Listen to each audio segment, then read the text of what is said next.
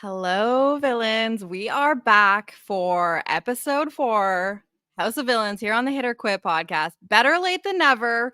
You know, we've been busy with our own debauchery the last few days, but we are back to give you an amazing retelling of what I just witnessed, which is probably one of the most fun episodes of reality television I've ever seen personally. But very excited to have back with my co-host Chappell. Chappell, how are you? Jenny, I'm good. I'm a man of very few words, as you know. But when I do speak, Of I course. speak from the heart. And so I'm here to speak from the heart and say that I'm very excited to talk about this show again. It just keeps delivering. Jenny, this is going to be Ugh. a blast. And I mean, we had to bring in our guest, we had to Yes, do it. We've been teasing this all I know. season, but I think it's time. Yes, we couldn't do this on our own because this episode was so great that it would be a crime to not at least have somebody else share in the joy with us. So I am very, very excited to have the great Scally with us here today. Scally, how's it going? Oh, hello, Jenny, Chappelle. I'm glad we all have our scrambled egg whites in bowls so we can break down in some proper girl time, talking about a show I feel like I really have been preparing my entire life for, Mhm. and that I am just absolutely obsessed with. So thank you for giving me the great pleasure of sharing this episode with you. Yeah, this feels so perfect. This feels, you know, you are a perfect person to have here. I really feel because I know the joy that you are experiencing watching this mess. And I just feel like episode 4, best episode of the season. I think we're all in agreement here. Like this front to back was incredible. I was laughing the entire time. So much action. And I can't believe it. I was complaining about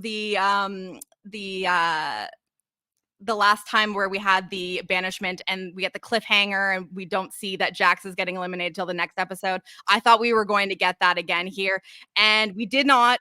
We get our proper banishment at the end of the episode, but at what cost? We lose New York tonight. I am devastated, but I'd love to hear, Scally, how you're feeling about like the cast overall and like the season thus far. Oh my God, this cast. I have watched, I think, every second of television that every person on this cast, except for I think 2 people, have been on. So I'm very Incredible. well You are the acquainted with pro these then. people. Yeah, it is an unfortunate reality that I'm living. That is the case, but nevertheless, only Anfisa and Bobby Lights I'm not like 100% familiar with, but Anfisa's not on the show anyway, so that's fine. And Bobby Lights has been so fun getting to know here. So very excited to break down some of my all-time fave villains already. Right. I was gonna ask, Callie, how do you pick a fave when how does a mother choose between their children? I just really don't understand the situation. Like, I get it because Jenny and I are big fans of a lot of these people, but like you said, you've seen almost every second of television that many of them are on. How do you choose between an Omarosa and a New York? Like, how does that decision making process go for you, Scally? I mean, stuff outside the show made that kind of easy. I But was gonna say, I think he has some Really? thoughts. hmm, Well, yeah. I would still like to Um, dive into that a little bit more. So, who's the bigger offender outside the show, well, that's the Omarosa or other New York? problem. I was gonna say, they are all not without flaws, and so I would say that some That's of why they're them have villains. perpetrated those flaws on a much larger scale, and have Like not nationally? apologized them for in the same way that others may have. Like on a national security level. Yeah, some made me concerned for my own safety at points. So Who has done more of the bleep guzzling? Oh my god. I've been waiting for this clip the entire season since I saw it in the preview, and I didn't want it to be delivered so quickly because as it was happening, I realized that this meant that this was probably our last episode with New York because all of the iconic moments we'd seen in previews had already happened, and I was like, no, not like this, but it's still incredible to watch in real time. It's too It's soon. so good. I mean, she delivered every second she was on TV, and like that's all I can ask ultimately. And I think she understood the assignment. Like, this is about TV time. This is about like refreshing your image as a reality TV villain. And it's just like keep it consistent because there are other people here that I just don't think are delivering remotely in the same way. And so I was glad that Yeah. she gets it. Like, what? Because if New York doesn't act like this, is she still going home today? Like, probably. So deliver while you're here. Well, that too, with this show being a competition show, none of these people were going to look back in the reality TV history and be like, that competitor from House of Villains, the strategy that went into that show. We are here for the vibes, the Yeah. villainous vibes. We're here to see y'all yell, to argue, to plant fake notes, to call each other names, to backstab, to blindside people for no reason, and then keep the person you blindside around. We're here to see all of that and more. We're not here to see good gameplay. That's not why y'all were cast. It might have been why y'all were cast the first time y'all were on many of your seasons, but now, years into your tenure, it's over. We're here to see you, be a character, and New York always is going to deliver in that sense, and she did. I was very sad to see Tiffany go. I mean, what else could you ask for except for a deeper run where she just does more of this every episode? Yeah, and I'd love to like hear, what you both think about whether there were any strategic merits to keeping New York over Anfisa here, because I really think that I loved that, you know, it's a competition reality show, and I would say like this is probably the most competition-y type thing that New York has done, because in like a different way, and also competing with these people that have different types of experience behind them as well. But she truly did not dull herself, dull her sparkle whatsoever, and wouldn't play the game in the way that maybe gets you far in these types of games. Like, we get her little speech at the end where it wasn't actually not little at all. Mm. This amazing, incredible speech where she says she's not going to ask, she doesn't want a pity sympathy vote, and this is who she is, and you know that is not the type of speech that is going to get you kept, but it's true to who she is, and I don't think that anyone would be coming out of this if New York just got meek there and like, really like played down what makes her her. I think that we'd be walking away from this feeling worse about her in terms of her being, I mean, she will always like remain iconic, but I think that we would be talking about her differently here. And ultimately, she cares more about being her authentic self and making good television than maybe making it a little bit further. So I love this from her, but I want to hear like if you thought there was like any merit to potentially keeping her over Anfisa here based on how she handled this whole like cycle of her being put up for banishment. Mm. Chappelle, You what do you think? know, Chappelle? I think it's good for some people, right? Like it's probably good for Corinne. She knows that New York is pretty much ride or die for her. Shake ends up voting to keep her as well, which is a choice from Shake, but also what else does Shake have? But mostly the people in the house can all pretty much just say that New York is a loose cannon. And so tomorrow she could be your best friend, and then the next day she could be your biggest enemy. She could put you on the block because she felt like it. We've seen her and Omarosa have almost no interaction of negativity throughout this entire season. 3 episodes, they haven't said boo to each other. I mean, came in the first day, hey, Queen, I see you, Queen. Let's do our thing. This episode, they're in a shouting match in the, what is it, the 25th hour. She's about to go out the door and she's yelling at Omarosa. So there's no telling who she turns on and when. So for a lot of them, I think it's just like, let's just get the outlier out of the house. Maybe we can have some sway over Anfisa. We can't convince New York to do anything that New York doesn't want to do. So I think that ultimately her getting taken off the board, it's bad for us as far as television goes, but it's probably okay Terrible for for everybody us. in the house. Yes, I awful for us. and I'd like to hear what you think about this, Scally, but the one thing I was thinking is that like, you know, and Fisa being there is someone that's going to potentially slide back under the radar and is clearly in the pocket of Omarosa here. And I just think that there's got to be people there voting that are looking at Omarosa and being like, she is scary and powerful, and that is a threat to me. And I should, keep the person here that's maybe a little unpredictable. I don't know if they'll fully have my back.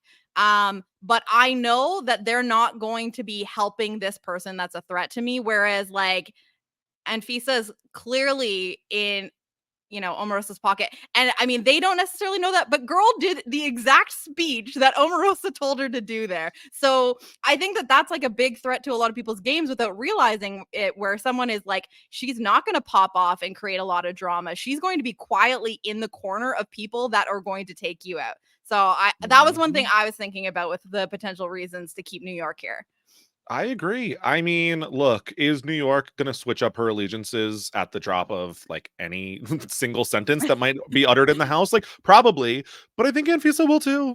Like, I don't think she like is very solidly loyal or like playing an active game. I think she is the definition of a floater, will jump to power like as it suits her, and like, good for her in terms of a game player. But in terms of an ally, like that does me no good. And at least New York is a target that might go up on the block over me. So while they are all concerned about getting out, some ambiguous person in the house, like Anfisa, like why are we ever voting her out? Like, except that she might help someone else. I think that getting out Anfisa had a lot more merit than maybe was looked at.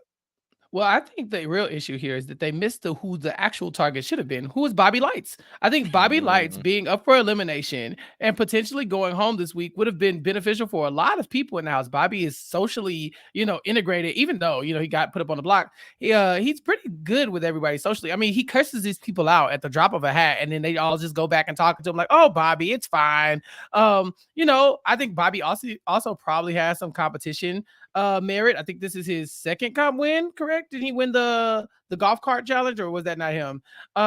He was No, helping Corinne. he was helping Corinne. Yeah. Yeah, but anyway, He's been close in some stuff. he's doing fine in competitions, and he does win this challenge. And this is a challenge where I very much think somebody like Johnny Bananas should have been trying to get Bobby Lights up on the block to go home. You blindsided him, completely embarrassed him through like all this just random chaos at Corinne to make it stick, only to let him slither out of the way once you realize that there was a challenge going on and that you could affect it. So I think that, and Fisa going home is probably like, she's probably a bigger threat to win than New York is, or to help your allies than New York is. But make no mistake, they should have never let it get down to Anfisa versus New York. It should have been Bobby versus New York on that final two.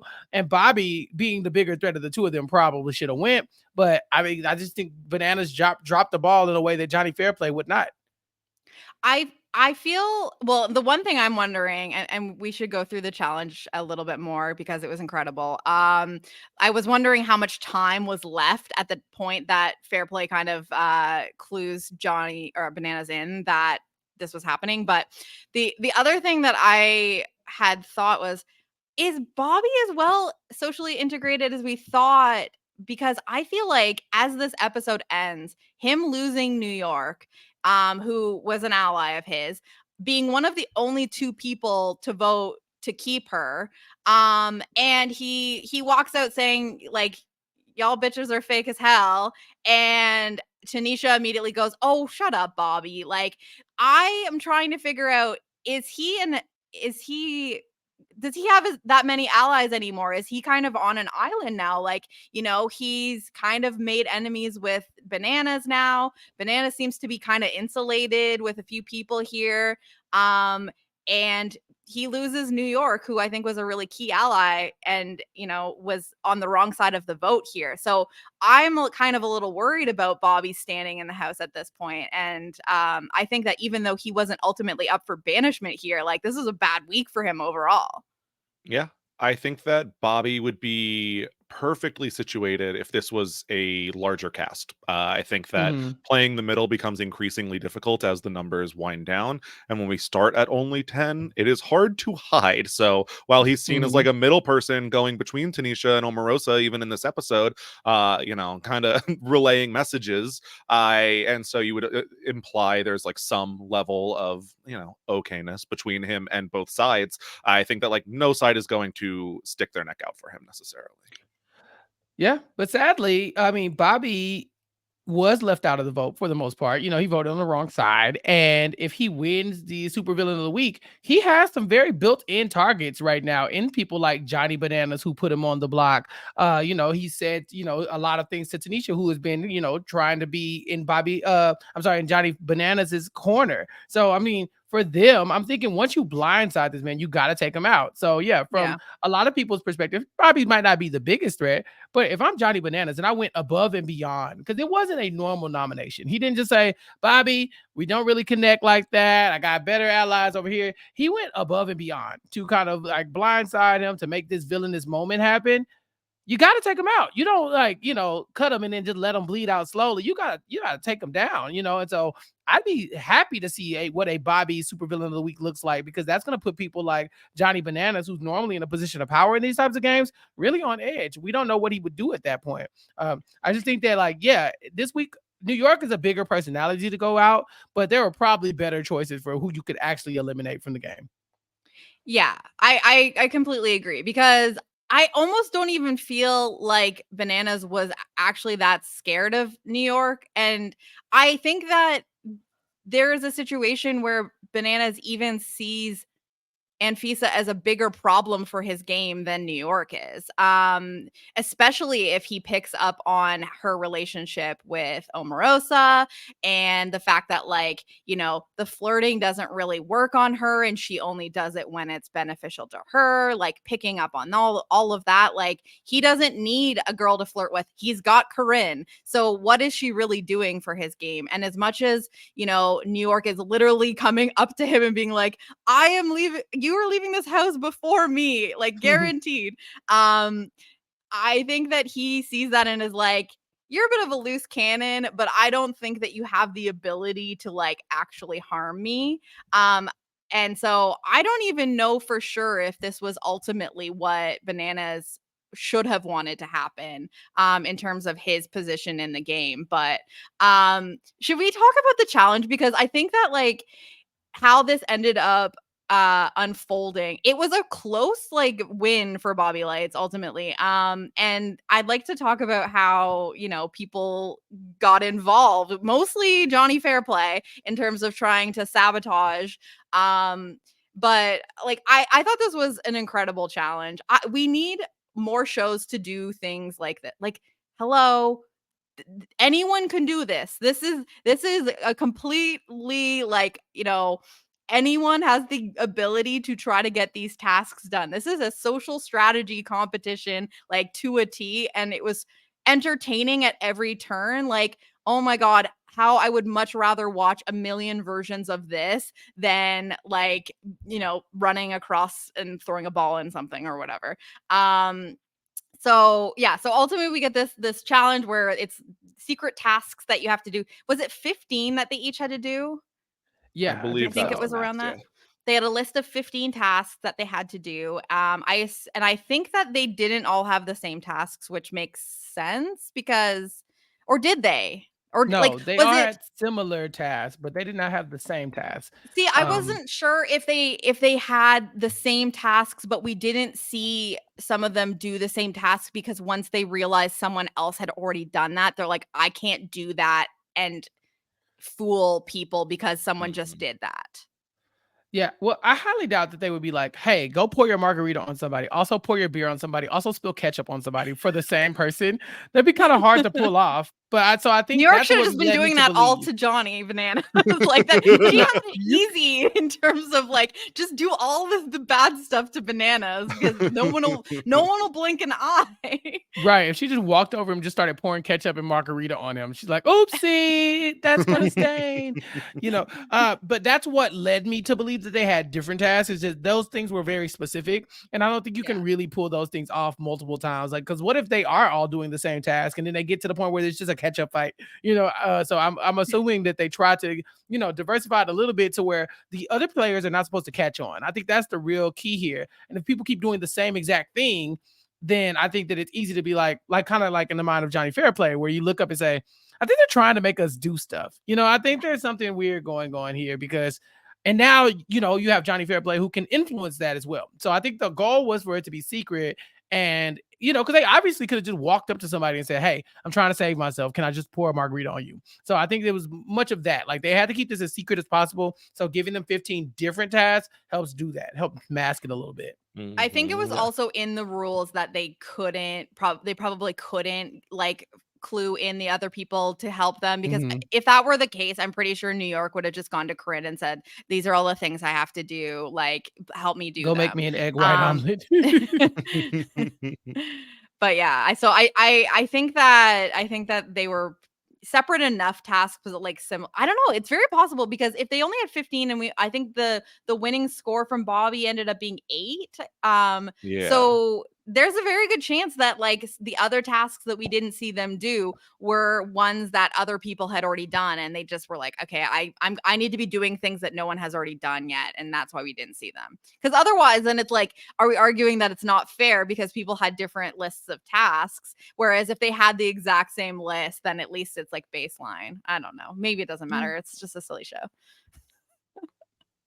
Yeah, but I think the House of Villains is like, if these are basically the same, I think we're fine. But they were also like putting them on screen as like, I think it was like spill a margarita, rule number 4, spill a beer, rule number 5. So I was like, are these different on different people's, or like, are you just like, using it for the TV purposes of just putting it on screen? So I wasn't sure about that. But yeah, and I also wonder if there was a limit of like, okay, you can do 4 tasks on one person. You could, otherwise New York should have been like, all right, Corinne, let's go now. We're going outside. Jump in the pool now. It's your turn. Why not just keep ordering her around? That's a good point, because I wonder that too, because I was like, if you are New York, like you do all of the negative things that like to bananas, that's easy, and all of the things that are just like getting someone to like do something for you that's like a little weird, but like if they're your friend, maybe they'll do it, and that then just get Corinne to do all of that. Like she did take advantage of it as much as she probably could, but that would have been a good rule to put in if that did exist, to like a limit of like you can only do so many things with so many people. Because some people, I felt like Tanisha was like not even present for this entire sequence, because I don't think any of these tasks ended up involving her. It was a lot of like Fair Play and Shake and Bananas and Corinne mostly. I feel like that those were the only people that were involved. The only rule is that it had to be stealthy, stealthy. As long as you use stealth, then it should count. But you're right. People like Omarosa were almost invisible throughout the entire challenge, except the one moment where Omarosa's like, yeah, jump in the pool. Yeah, jump in the pool, Johnny Bananas. I loved that.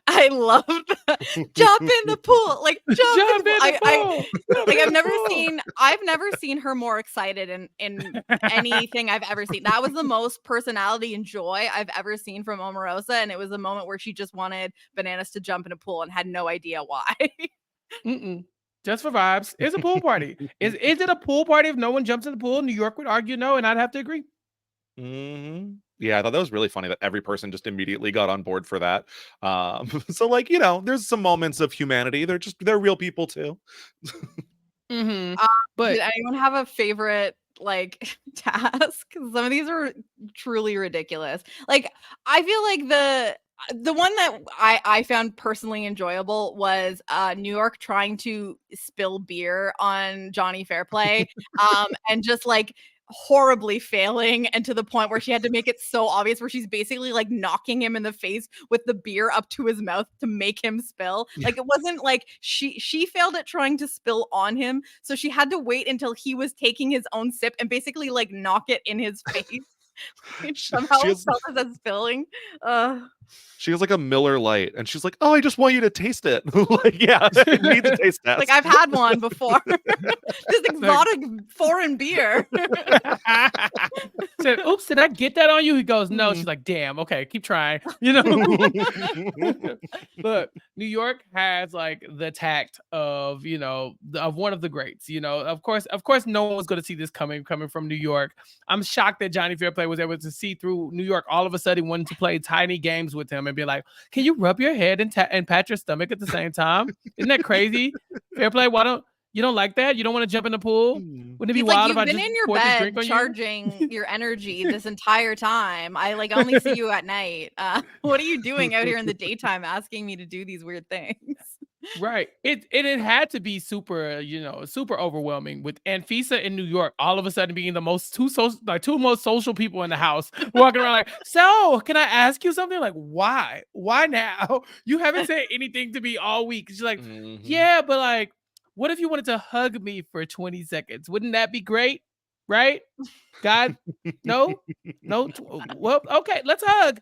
She's like, one Mississippi, two Mississippi. Dear God, this 4, 5. Jesus Christ, and like even Bananas is like, okay, one day, let me go. The It's timer like, I it should did be not going off. expect you to hug like that. I expected it to be like a tap on the shoulder, cold as ice. Yeah, she couldn't even fake it. Yeah. No, I do like that it's like, "Oh, something's up. Anfisa's interested in us." Like, she wants to talk to us. There's definitely That's how I something know. going on. And that's the thing is they were given 4 hours. It felt like they ran, like, head into a brick wall. Just like, we immediately have to get as many things done as we can with all of the same people. Like, no subtlety at all. It seemed wild to me that this had to have that spanned over 4 hours, because it really did feel like it was like the first 5 minutes, and then they just were like, I don't know what to do now. Because they clearly had a lot more tasks to do. I don't know if it's that Fair Play caught on pretty quick and started like cock blocking all of them. I think so. Mhm.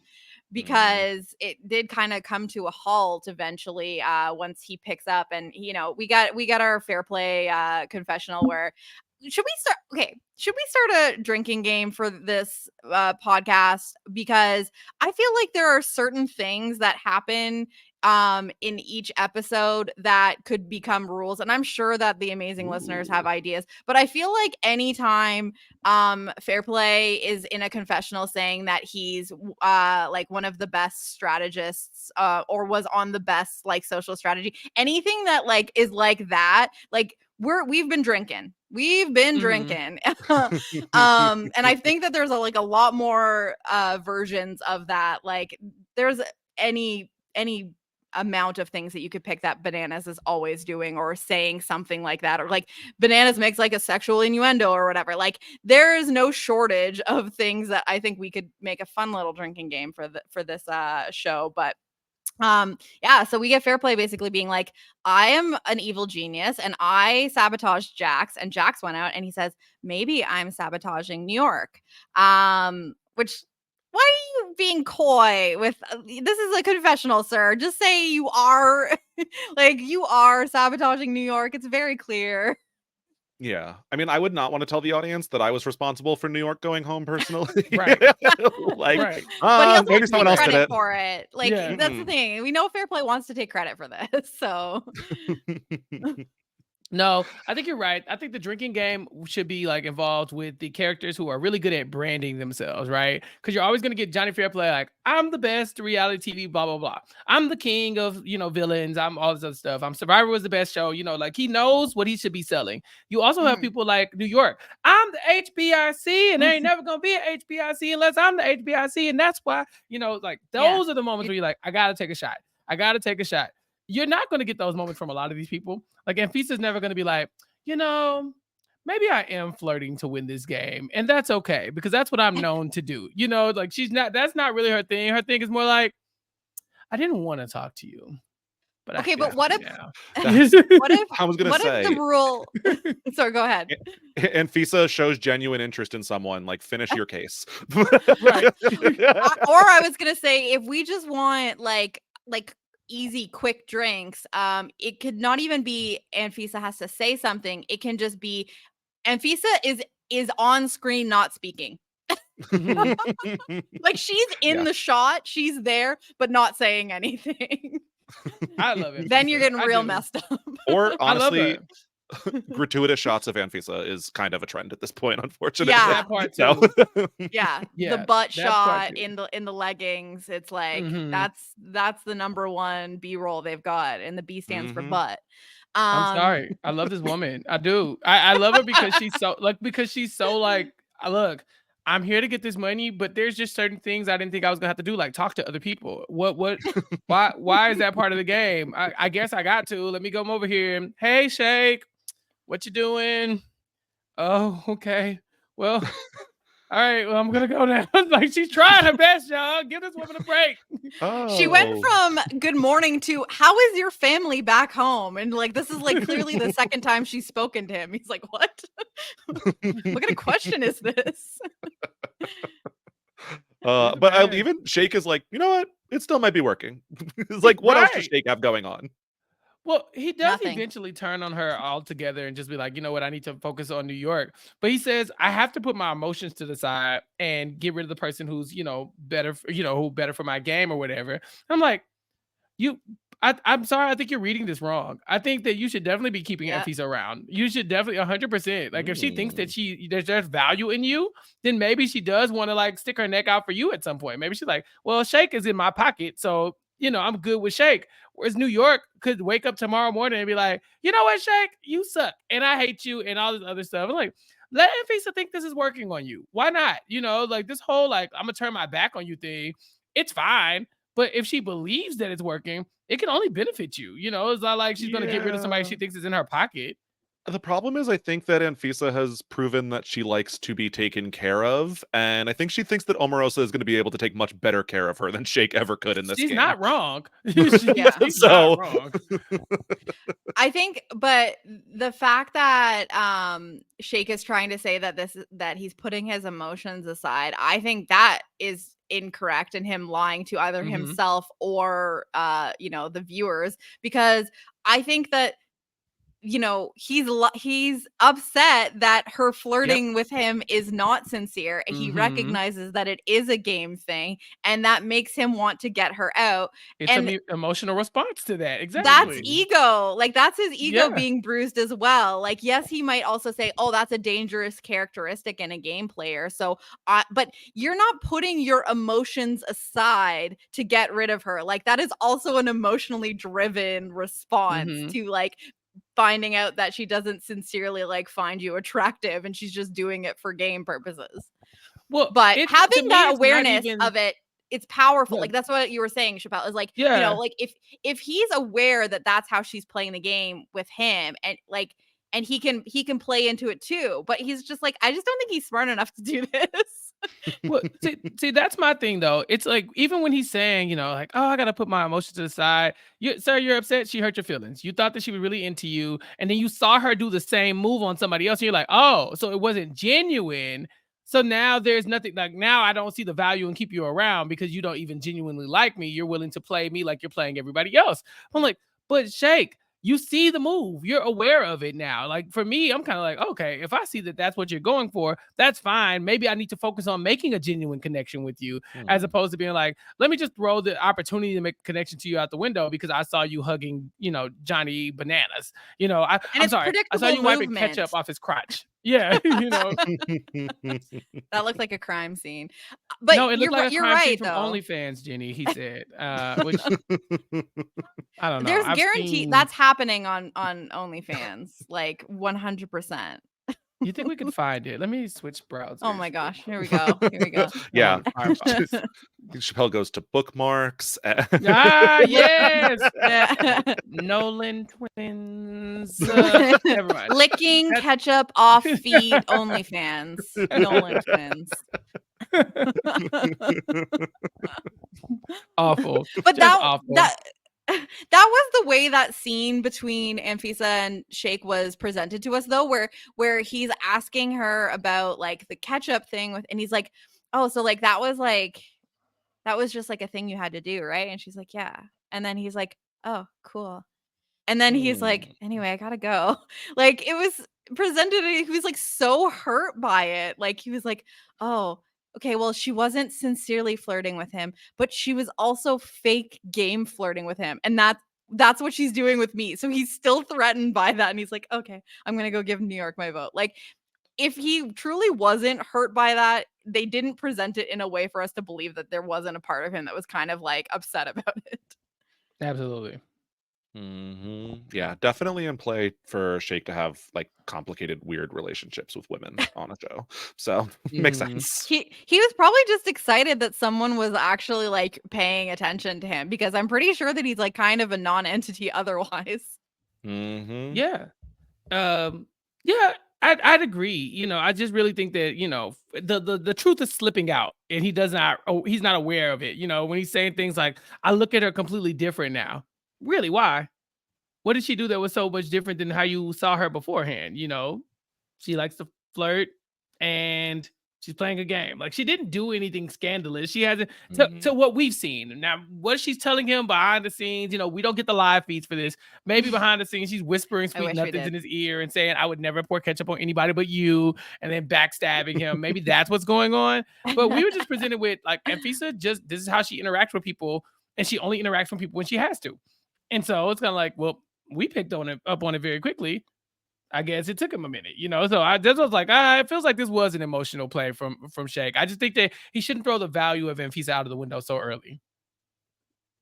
Yeah, and I would respect it so much more if he showed any recognition that perhaps in terms of Anfisa's like game motivations, that he's like pretty low on the list, and that like, you know, she's if anyone is recognizing her relationship with Omarosa, and that's the thing I'm not sure about, because we heard this in like a few episodes before, that Anfisa said that her only real loyalty was Omarosa, and then we get like that relationship fleshed out a lot more in this episode, where we're literally getting Omarosa like trying to push the vote towards New York to keep Anfisa, and also coaching Anfisa on how to like handle her speech, like doing like literal political speech coaching.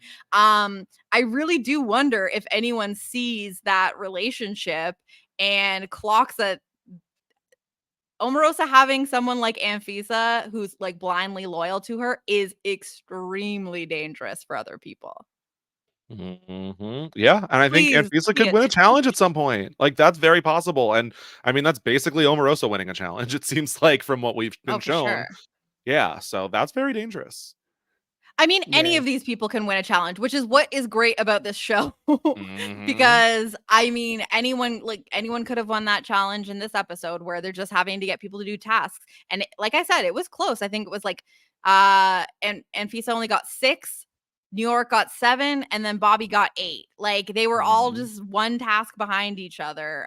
It's not like there was any runaway winner here. So I do feel like the playing field is pretty close here. So that's why I find it interesting when people are like, well, do you think like Omarosa, obviously we knew why she was doing this, but she approaches Bobby after he's like safe, and is like, and he says straight up, he's like, I want to keep New York. And she's like, do you think that she could beat you in a challenge? And it's like, what? No, I Mm, don't I and don't think that's what anyone's really thinking about here, because they were also like worried about the physicality of it after, and like, oh, how Jax performed in that first challenge, and he went too hard. We got to get him out. And then we haven't really seen anything physical since then. So, like, how are we gauging like who's going to win challenges here when they've all Mhm. been very different? Yeah. Well, I think I do that's the think you one thing you probably can gauge, though, is like physicality. You can probably stomp that out at an early, like if you think it might happen again, you could go ahead and nip that in the bud. At least from my point of view. I'm sorry, Scott. I didn't mean to interrupt you. True. No, not at all. I just think that it's like the culture of every competition show. The challenges are so Right. like physical and or like geared towards one type on almost every show. So I would understand also just the idea of keeping around people who have like similar skill sets to you. It's Mhm. like, all right, well, even if it is happens to be a physical challenge, like I have just as good of a chance against the person on my level. And then if it is like an intelligence challenge, which I think I might do better in, like, okay, well then I'm going to take my chances against them as well. So I understand, Mm. rather than just like showing up and it's like, well, I'm never, ever, ever beating bananas in this. Right. And I also think people like Anfisa who are quieter in general, you probably give like quiet people the benefit of the doubt when it comes to their intelligence, because you don't really Mhm. know. Right. And so for Anfisa, you know that she's physically in shape. We know that. We keep getting the butt shots on the camera view. Like we see the what is it, the joggers or the leggings every time she walks by. So we know that she to some extent does some workouts. We've seen her work out with some of Healthy these other glutes. people. Right, Yeah. healthy glutes.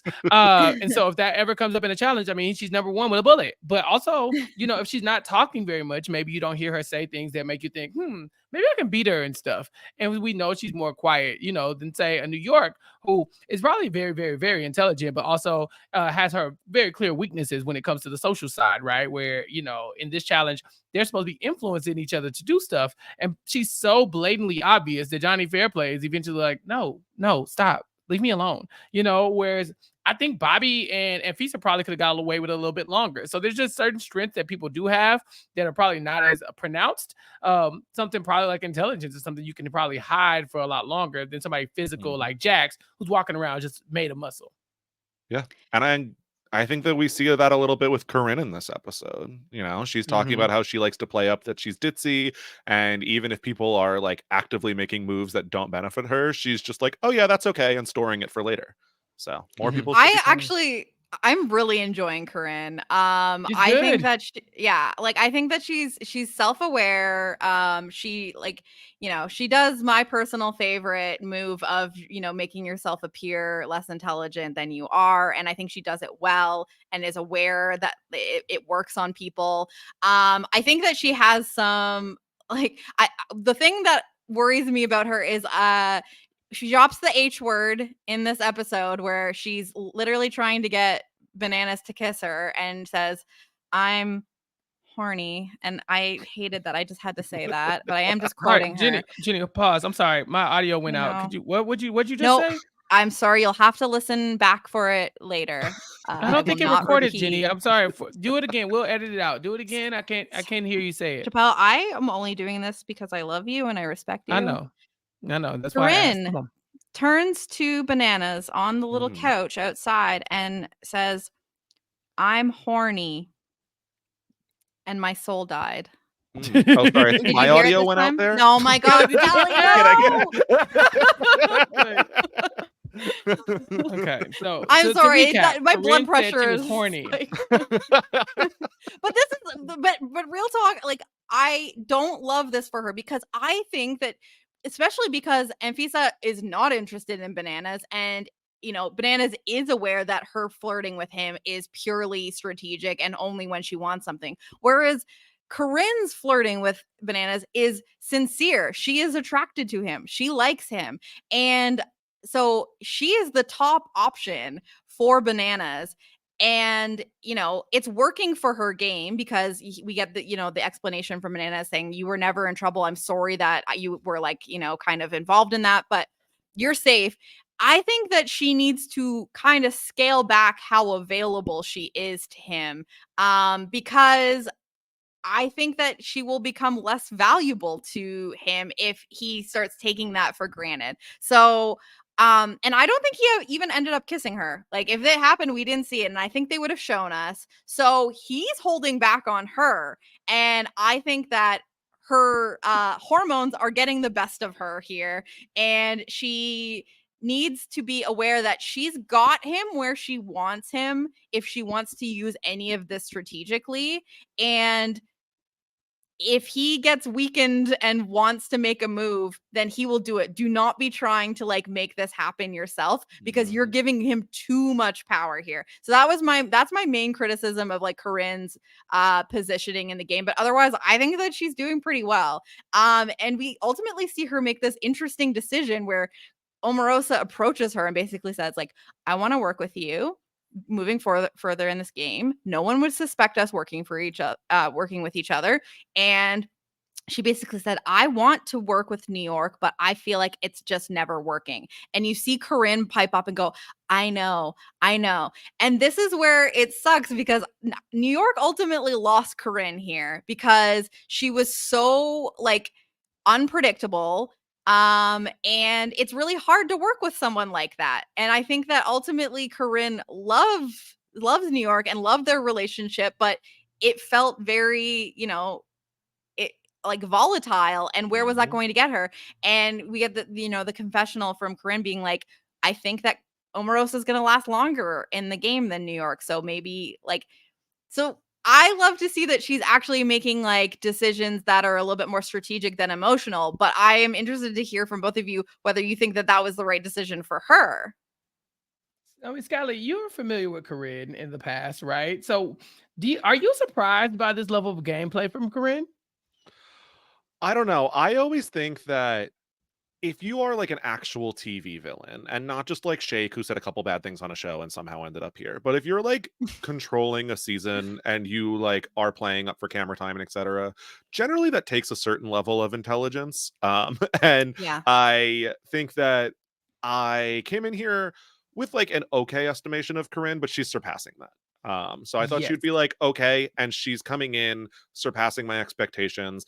I do agree with Jenny that we could force Bananas to focus more of his energy on like winning her over rather than having him feel like she's in his pocket and then like, okay, I can, take or leave it.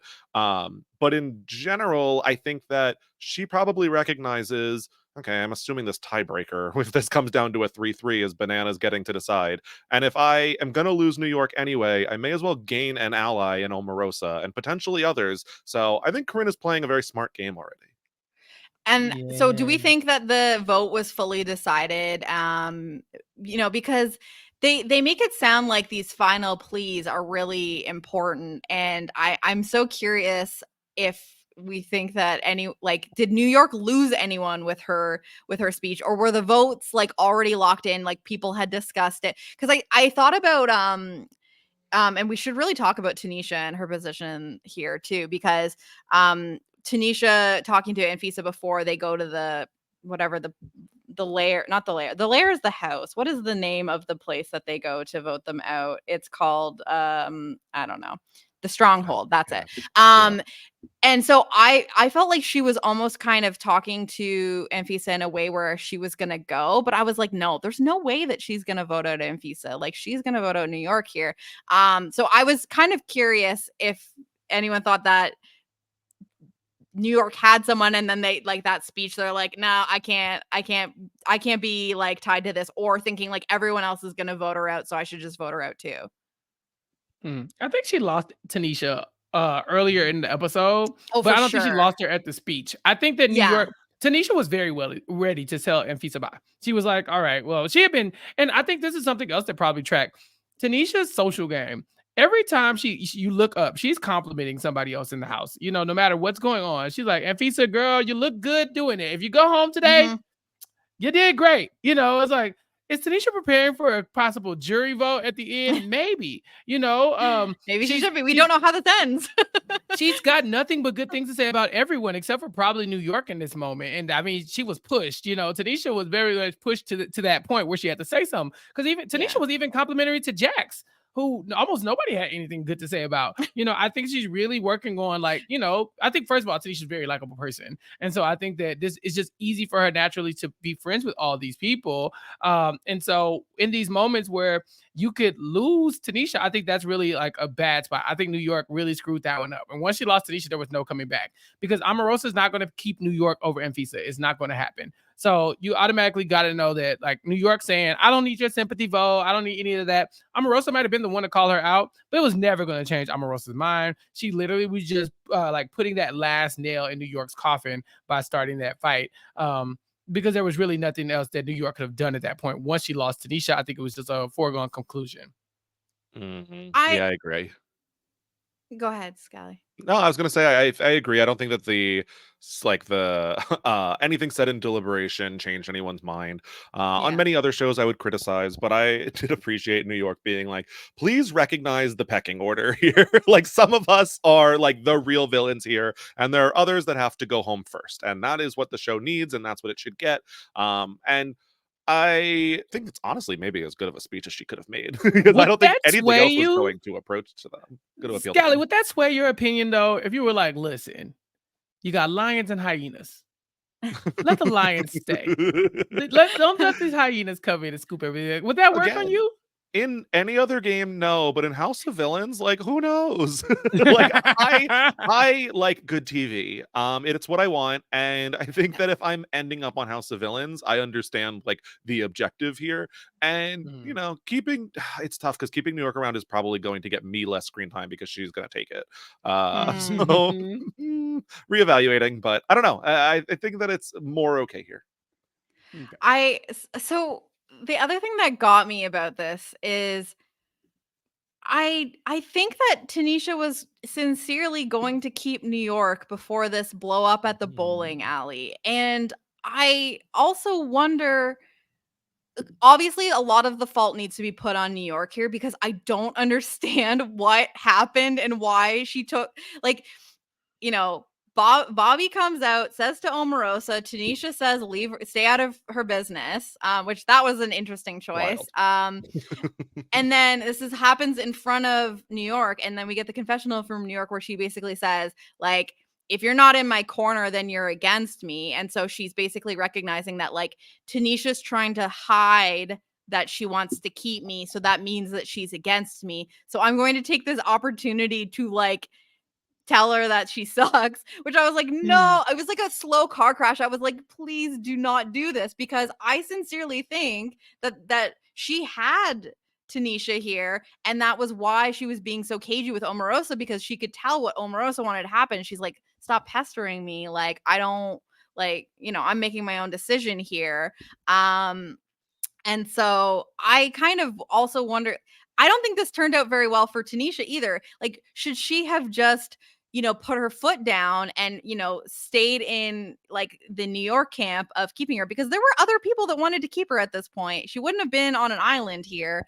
And she's already got Omarosa's eyes on her. Like, they're not going to be cool again after this. Like, the fact that she told Bobby Lights to tell Omarosa, like, stay out of my business, like, she's kind of already, like, saying, okay, like, we're not on the same page here. So for her to kind of, like, scale back and ultimately do what Omarosa's doing, I think it's better for her game to keep in the other person that's going to be against Omarosa, and she kind of just let Omarosa get the W here. But I don't put all of that fault on Tanisha, because I also understand that when you are maybe trying to save New York and then she comes at you like that, it's kind of like, okay, I'm not putting my neck out for you. Like, you're a weirdo. I loved that whole sequence where, like, you're a weirdo and New York is just, like, doing weird motions, like, in the bowling alley. It was, like, incredible TV. It's tough to know. I think maybe if Tanisha and, like, Corinne could have gotten in a room and discussed things, like, maybe there's a world in which they realize, like, okay, we could flip this. But Tanisha seems firmly in with Bananas, at least, and says, like, okay, and you could probably trust Fair Play, you could probably trust, like, Shake. And we do see Shake foot on the other side of the house, but I'm wondering if she knows about, like, Omarosa and Fair Play wanting to target Bananas, potentially, because I think that it could be a mistake, like, if you don't know, like, letting those 3 really go through together seems very dangerous. But if you do know that your own side is about to fracture and start targeting each other, then I think Tanisha's in a very good spot to ride the middle, so it really depends on how much she knows. Yeah, and Tanisha is that's the thing. I think it's very obvious what she's doing at this point. I think that's the problem. Like, she's riding the middle, but everyone knows it, and so and it's Bobby Lights' fault. Like, no disrespect to Bobby Lights, but he has sussed out Tanisha, and so whenever she goes and talks to somebody he doesn't like, he's like, "What are you doing? Why are you over there talking to Bananas? He just blindsided me. Now you're telling me, like, Omarosa can't tell you what to do. What's going on?" So every time Bobby Lights gets like eyes on it, he brings it up, so they're aware that Tanisha is in the middle trying to, like, oh, I kind of want to keep New York, but I can't let you know I want to keep New York. Like, she knows what she's doing, but I think that she's been caught. Like, there's a mole amongst them, and it's Bobby, and he's outing her game every time that she gets a chance. So yeah, I definitely agree. Losing New York, it wasn't great for her. If you were going to be loyal to anybody, like, if you were going to be disloyal to Omarosa, you really need to stack your pieces, because it looks like a lot of these pieces are falling right into Omarosa's lap right now. And I'm really trying to figure out who her biggest contender is against her at this point, because it does feel like she's just building an army, and eventually it's going to be impossible to stop her if they don't get to her very soon.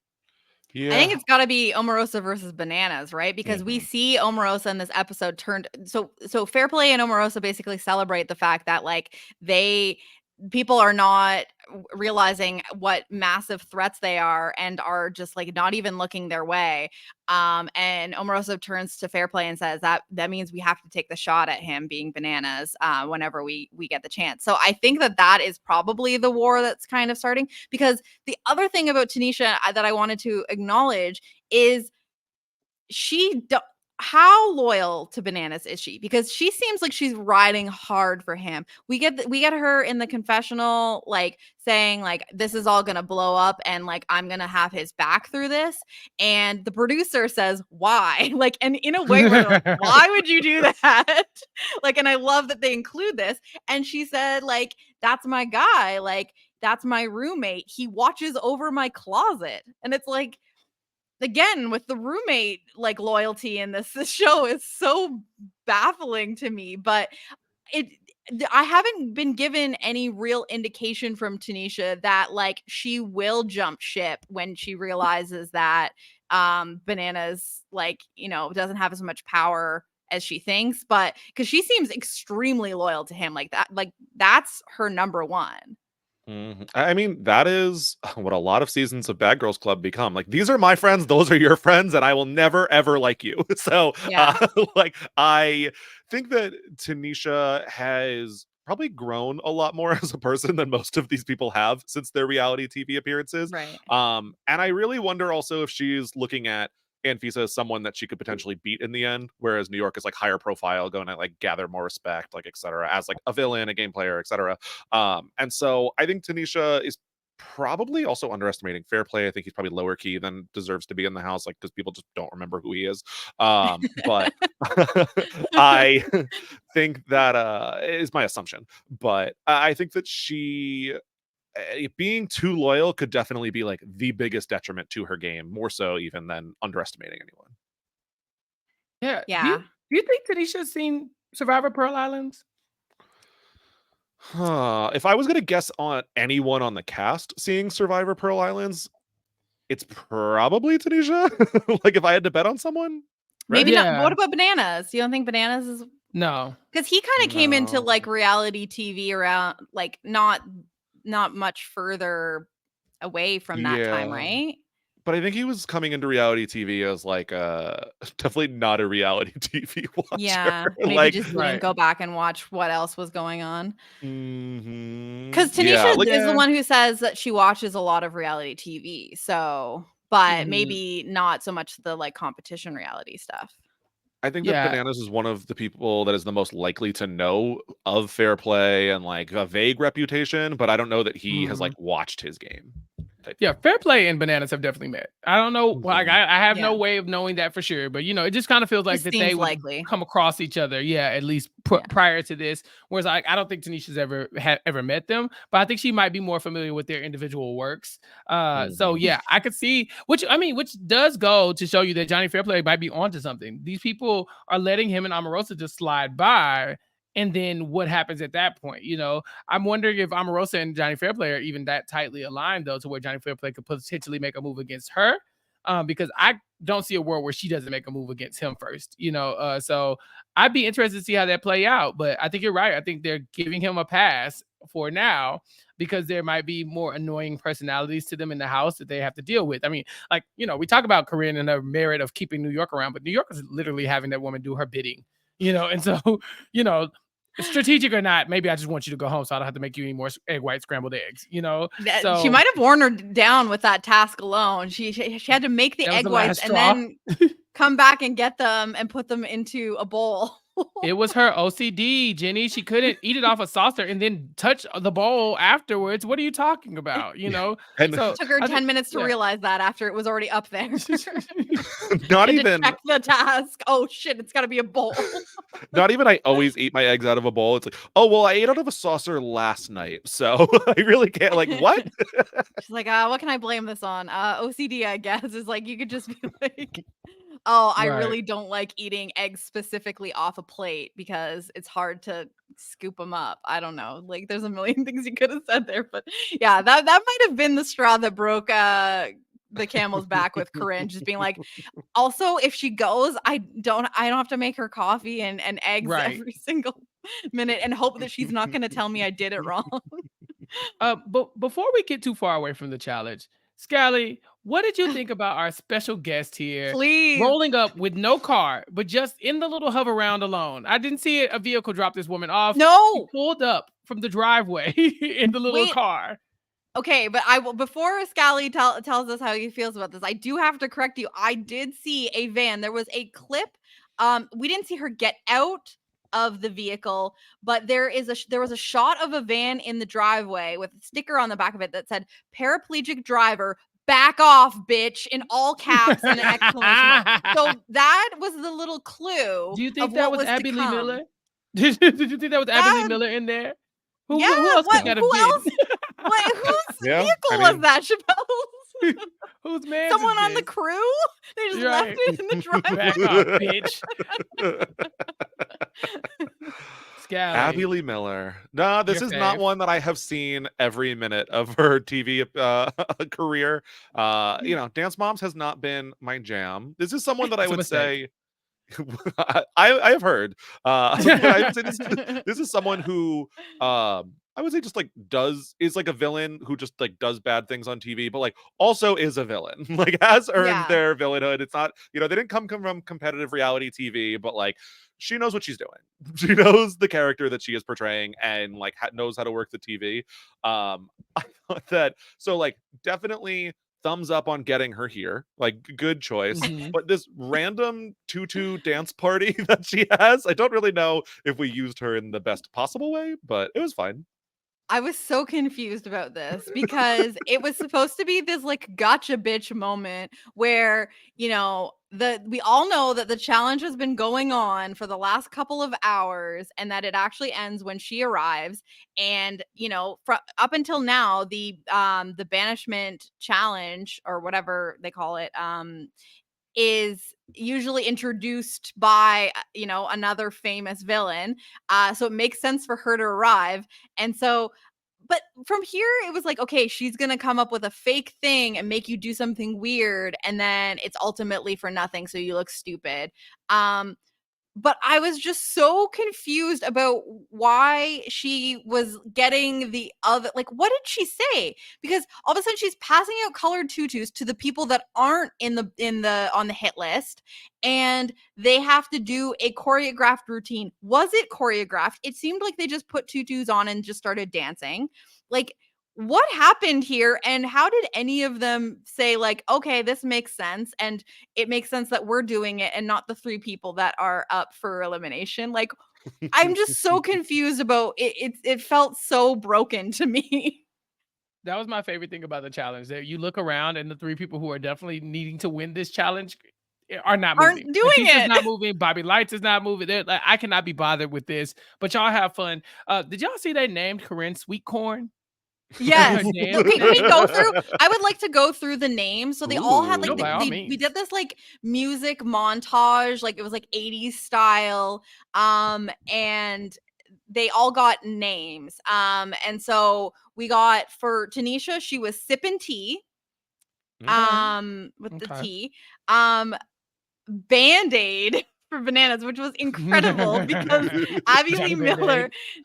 And do we think that she even knows who Bananas is? Because she goes to address him and he's wearing a hat that says bananas on it, which I didn't realize he was also doing the, like, wearing my own name or face on my clothing the way that It's the Fair Play move. does. It's just a Johnny thing, I guess. But she thought whatever that says Band-Aid, she thought his hat said Band-Aid. And so Johnny Bananas becomes Johnny Band-Aid here. I thought that was incredible. Yes, Corinne was street corn. Why does it just I because Corinne just- sounds like corn if you take Street some of the Corinne. vowels out? Yeah, Corinne, street sweet corn. Corinne. Okay. Yeah. Street corn. Like, I'm just like, I don't hate it. I don't I hate do. it either. I do. It's I hate it so much. don't. Are you kidding me? Sweet corn. Street corn. So here's the next one that I think was the weakest. Johnny No Fair Play. Like, that was the laziest one. It's just you That's the just said laziest Johnny one. No Fair Play. You couldn't come up with anything else there. No. Bad. And then Shake and Bake, which That's a I good think one. stuck because I heard Yeah. Bananas call him Shake and Bake like many times in the rest of the episode. And then finally for Omarosa with Lady Om or OM, which was kind of confusing. I guess maybe it's Okay. not a Fine. great nickname if I'm not sure That's how I'm fine. supposed to say it. I just think it's It's funny fine. to add this to the like supercut of Omarosa's TV experience. Like Yeah. her We're dancing in grateful a it's tattoo here. too. Yeah. We need like iconic moments from this episode that need to be included for her is this and the excited Oh. jump in the pool, jump in the Jump pool. in the Never pool. seen her Jump happier in in my the life. pool. Yes.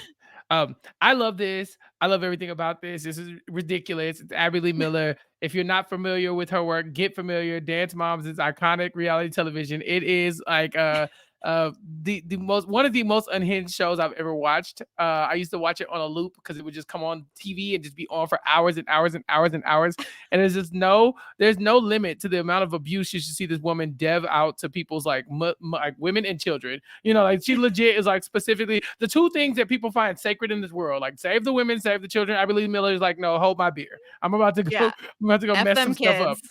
F them kids and their mamas too, you know. And Yeah. so I was happy to see Abby Lee Miller here. I wish she could have had a bigger role. I wish she could have hosted, you know, a bit more of a competition as opposed to just calling people idiots and stuff. Which, if you're familiar, that's pretty much her wheelhouse. That's her superpower. Is like, let me sit here and call you an idiot, and then when you get mad, just like, what? What are you talking about? I didn't do anything. It's just crazy. Calm down. Why are you being so sensitive? That's Abby Lee Miller. So, I mean, we've had her as a special guest. I think so far she's my favorite special guest because I know she's the most villainous person that you could get. The fact that she cannot be on this show, this is the best you can give me. Okay, fine. But like, I need more. I need her again. Bring her back for next season. I agree that I think this was my favorite like cameo thus far, even without having a lot of her lore, besides like clips that I've seen on social media and stuff like that. Yeah, curate me a list because I don't have time to go back and watch it all over again like you. But if you can curate me some best of, I'm sure there's a supercut on YouTube. But she was like, her energy was incredible. I wish that we had just gotten like when she called bananas Band-Aid, like I laughed out loud. It was so funny to me. And I would have just liked to see more of this, like, I don't know who you are and I don't care. But like sincerely, not like a performed like sketch roast. Like I wanted the sincerity of her like not giving an F about any of these people and just like naturally roasting them. I felt like we could have gotten more of that because I felt like, I mean, what's her face from last week? The one that overstayed her welcome. No, not Carol Baskin. No, Danielle Staub. Yeah, Danielle. Like she was like, she was there for quite a while. Like she overstayed her welcome. I would have liked to see because Abby Lee Miller wasn't really part of the true challenge. She was just there to announce basically who won. I felt like it was not the best use of her because it was so limited. That's my main criticism because I think that she's been like the funniest presence that they've had so far. Give the guests a vote. Let them stay around to the voting ceremony. Let Abby Lee Miller cook, y'all. I'm telling you, this woman is cracked. But Tanisha says she just got out the pen, y'all. This is somebody we should have on television more. And now I'm like, what did she do? I don't know the history of why she was in the pen. You don't got time for that story. Listen, if you want that's a whole other. Look, I'll put it in the show notes. Check out the RHAP Rewind, hosted by Rob and I, where we talked about Dance Moms and got into the ins and outs of Abby Lee Miller, the rise and fall of Abby Lee Miller. And I can just go listen to that. I like that. That's easy. But I also want the curated clip, like all of her best moments. We'll do that off air. But yes, let's get that in the show notes because if you've already done the work, then like let's get the people over there if they haven't already listened to like me. If you she was incredible, really fun. If you keep her in the house for longer, I can guarantee you, like Bananas is gonna say something or New York's gonna say something that like she's gonna fight them. Like there's no question in my mind. Like they are going to say some smart ass remark and she is not going to take it. Like there will be a large fight. And I wanted it so bad. Yeah. And there's no downside to getting into a fight if you are just there for whatever the purpose is, like, you know, a part of some sort of jury vote or something. Like, can you imagine if they had the unofficial villains like cameo side house, like they're on the lot and like maybe they have their own bedroom like outside of the house, but they have to come in to use the kitchen and like the bathroom, so they're like there not all the time, but like they're like strolling in and having to interact with everyone. That'd be so funny. Yes. I have seen Abby Lee Miller push people to the point of physical violence against her. This woman has has had women reach up and slap the hell out of her. You know, like I'm telling you, they pulling hair and stuff. She tried to Pac-Man this lady's face like a piranha. It was crazy. Y'all, I'm telling you, that's who Okay, you need in the house for this kind of stuff. Mhm. So this I need to woman clear my tried to eat schedule. my face. Like I'm telling you, good TV. But yeah, give us a side villain's house. Carol Baskin, Abby Lee Miller, and Danielle Staub in there just eating lunch. Mm, Just give us the jury house segments. Imagine the please. interactions like all I that. need. Yeah. Get us the feeds. That's what can you imagine the live feeds of this show would just be unprecedented like entertainment. I have to think. Because even just watching these people naturally like interact with each other is pure comedy. Mhm. Everyone would be canceled quicker than BB24. Like it would Oh, be so fast. Yes. yeah. Need that. But and then everyone would forget about it because that's Yep, just that's like how it I mean, works. like a lot of these people have been canceled already. Several So times over. Mhm. yeah. Mhm.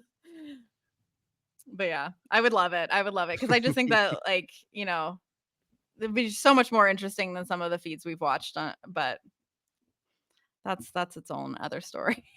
Ugh. It's peak BB 25 fatigue time at this, so Mhm. we're weathered. Very much so. Yeah, so what I'm trying to think of what else that we didn't get to here because I just felt like this was like front to back just a packed episode of entertainment. Well, we finally got closure on the letter, the Johnny Bananas letter, which Yes. I mean, we did discuss. Scally, I think you're the bananas expert here. How do you feel about the bananas? I guess one of his oldest tricks in the book, the fake letter from home. The eye roll that just occurred. As soon as it like pops up, it was like, oh, that's what it is. Like he's pulled it Yeah. on the challenge before, and so that's for me. Bananas is like a really good reality TV villain, but he feels very self-produced in a way that I don't think Mm. a lot of other people do. And so as soon as this came up, I was like, all right, here we go again, like same old trick. And I'm sure that it hit great for people that have not seen it before. Right. But having seen it, I was like, all right, like I want a new trick.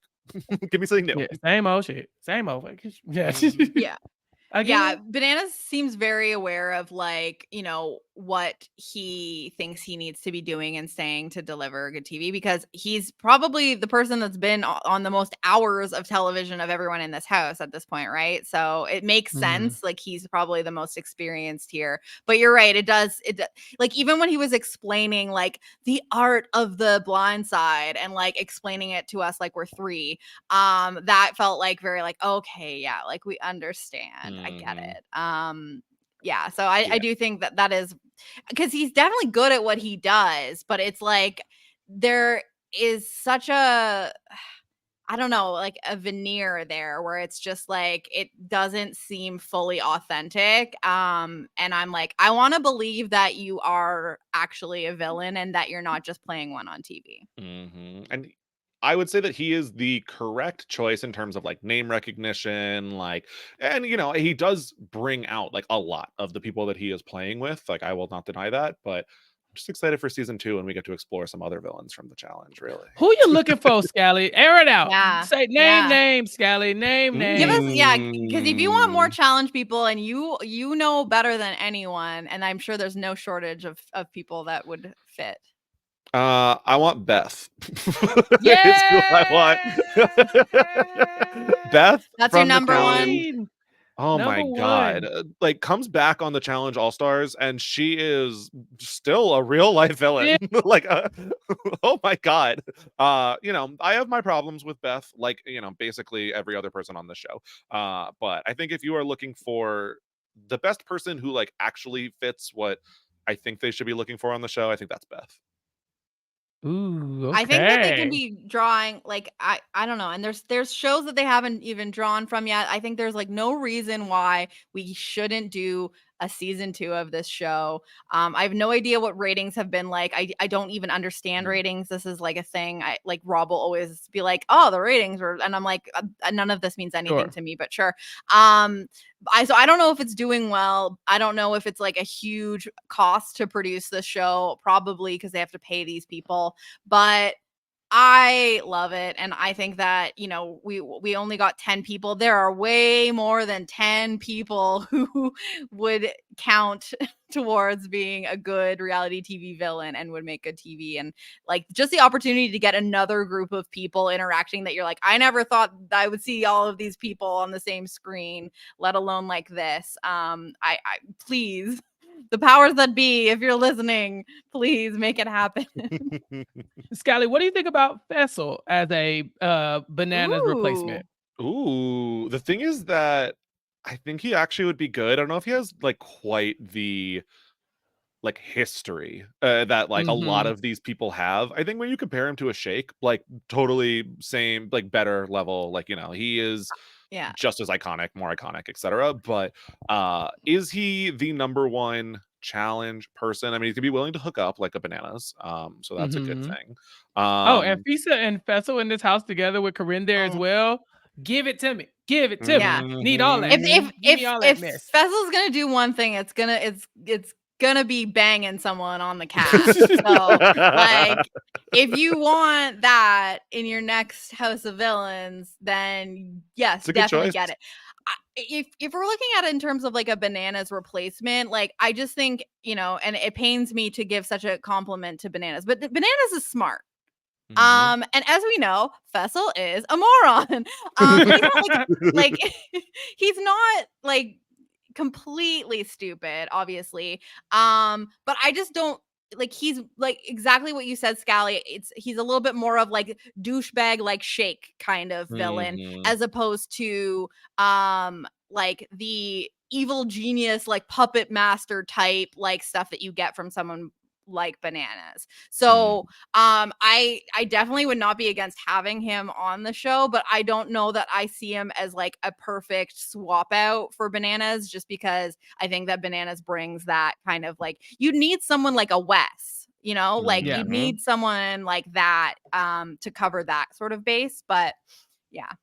Yeah. I think the Who I problem think is there is that Wes and Bananas have been Wes and Bananas for the challenge for 40, 50 years at this point. So there's no one else. Mhm. You know, like it's Yeah. them two and then no one else. Like who's the third option? CT. You know, like you know, it's like But like that's a CT, I feel stretch. like is usually kind of like presented more in a heroic way, even if that's not Anti-hero. actually the case, Right. Yeah. right? Like, Look, He's my hero. if you if you gave me CP you know, 10 years ago, oh my god, number one with a bullet, absolutely, like the guy who was going to smash someone's head and eat their brains, like yeah, that's the villain. yeah, But yeah, I don't need CT now, just like I don't know, just mumbling in the corner, like being cranky, like yeah, a dad, like I'm good. yeah, yeah. He's come full circle. He started off on the Real World mumbling in the corner, then he became like the superstar and then a villain, a hero and a villain, and now he's back to mumbling in the corner. Yep. Look, I love CT. Well, I'm sure that there's lots of people that are escaping my brain at this time, but I feel like there are so many like dream casts we could come up Ugh. with. Perfect opportunity to let us know who you're thinking of that needs to be on House of Villains season 2 would be leaving a review and letting us know in the review. So please do that if you have not already. And subscribe if you haven't already, because I'm going to plug that at the same time. Rob has a website.com/hit or quit feed. Where you can find this and all the other hit or quit stuff that's going on. What else have we not gotten to here, guys? I feel like my brain is broken. It's all ketchup. Yeah, I think we touched on a lot of it. We did get some feedback from Nancy G says Ooh. House of Villains is incredible and I'm loving the coverage so far. Jenny and Chappell have such funny banter. And so that's a good one. Also, we got Aw. this one from Nicole CN. Love this pod. You need to continue House of Villains. It's a fire. And so, It yeah, is. keep the reviews coming. You know, we see Please. y'all. We love the 5-star reviews. And if you're leaving anything less than that, obviously we can't read it because, duh, we're dumb and we can only read 5-star reviews. Keep up. I don't So see anything under I'm 5 sorry. stars. Sorry. Can't do it. Yeah. But I don't know. I think we covered about everything. Skylar, is there anything you wanted to add? No. I mean, I will miss New York's just one-liners. Like the way that she can just absolutely eviscerate someone by throwing like two insults and then just like a generic "you jerk" at the end or something. Probably a much worse word for that. Was just like so effortless, and I'm going to miss that for sure. But otherwise, no, I very much enjoyed my time here, almost as much as Johnny Fairplay loves pinball. So yeah, I Woof, that very was much. so weird. Was he fake crying or was he No, that was sincerely No, that was real. tearing up? Those were real tears. Oh, that was I real. felt that's how I felt when we were like, should we have Scally on as a guest? And I just burst into tears. Okay, now that you've presented it that way, I understand like what that feeling is. Right. I just didn't realize that the equivalent of that for Johnny Fairplay was seeing pinball machines at a bowling alley. But as he told us, his life is his girlfriend, his kids, pinball, and bowling, and that's it. And I learned so much about him in like 1 second, and that it makes him cry. So that was interesting.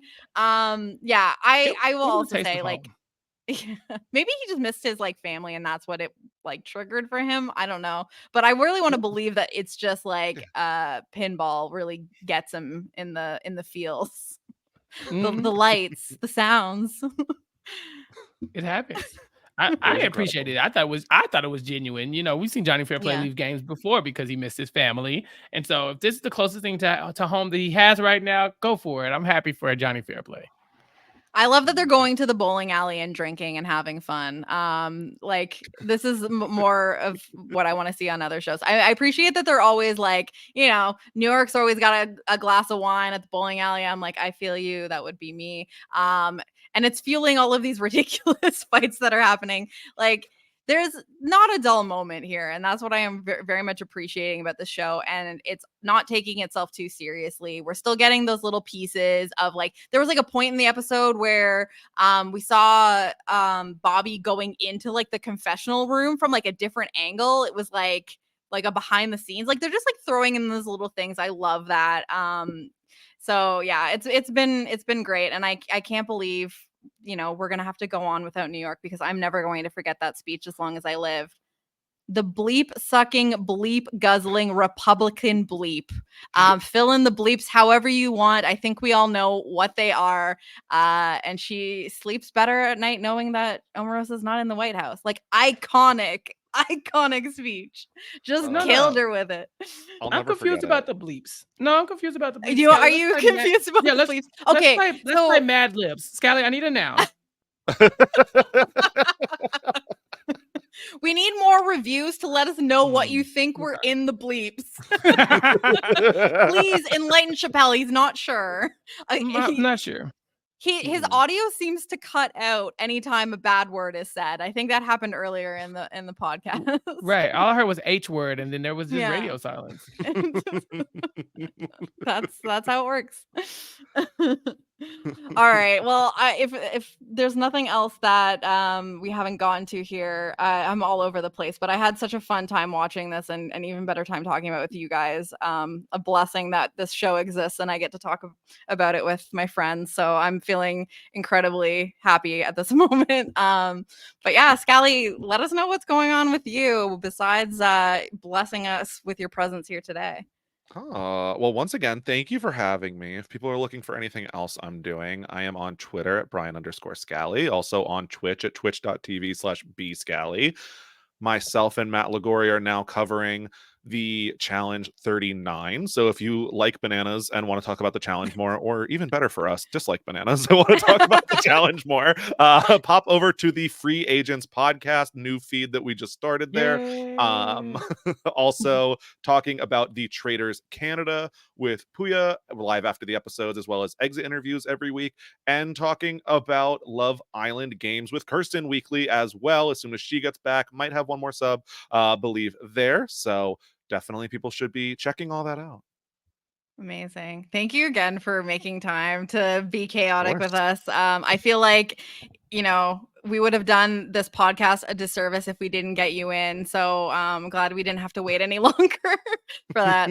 Chappell, what do you got going on? I'm sure you've got something going on, right? I just got back from my travels, and so I Yes. have a lot to catch up on, including Lawman Bass Reeves is about to drop on one of these streaming platforms. I don't remember which one, but I believe it is a new show that is premiering, and so we're going to talk about it. Jason Reed and I are going to talk about it on the Connect on Poster Recaps. Just the premiere. That's all. We're just going to talk about the first, I guess, the first episode or 2 episodes. 'Cause I think they dropped 2, and so we'll talk about the premiere, and then depending on how people feel about it. It's on Paramount Plus. We might keep it going, but that'll be on the Connect on Poster Recaps. Also, Mari and I are talking about rap shit on the Connect on Poster Recaps. Our premiere should be dropping very soon of that. So tune into that. Subscribe to the Connect wherever you get your podcast and keep up with all that coverage over there. Scally and I have recently wrapped up the Devil's Plan, and so there will be no more Scally and Chappell content for the time being. But let's see if we can bring something up. In the meantime, on the Nothing But Netflix feed, Rob and I are still talking about Netflix shows this week. I think we're talking about No Hard Feelings. It should be in the Netflix top 10 right now. It's an hilarious movie, and we have not covered it yet, so we're going to bring that to you very soon. Also, Rob and I are still talking about Suits every day on post show recaps on suitspodcast.com. Daily Suits recaps. We're up to season 6 of Suits, 6 of 9. We're almost done. It's crazy. Wow. And so check that out. I know, right? It's wild. And then over on Rob Has a Podcast, I think I'll be joining the panel for a Big Brother coverage to talk about the recap of the recap episode. So that's going to be a good time. I think the Slop might see me too. So that'll be fun. Yeah, like I said, got a few things to catch up on. Sasha and I got to catch up everybody on Below Deck. Down Under on YouTube on Wednesdays, live on the Rob Has a Podcast channel, and of course wherever you get your podcast or in the Bravo Wrap Ups feed. And I'm sure there's other stuff too. But until then, follow me on Twitter at Chappelle's_show, and I will keep you abreast of all the things I have going on. Jenny, what about you? Chappell, I just have to say, I'm never not in awe of how much you do and how incredible you show up at everything. It's just I just had to say it. I'm just I'm always can't believe how you do so much and you do it all so well. So but yeah, besides this here, we just finished covering Buddy Games. Rob and I covered the finale of Buddy Games here on the Hit or Quit feed over the weekend. So check that out if you haven't. Had a really good time with that show. And then besides that, Kirsten McInnes and I are covering F-Boy Island season 3. We will be doing a catch up on last week's episode and this week's episode probably later this week when Kirsten is back from her trip.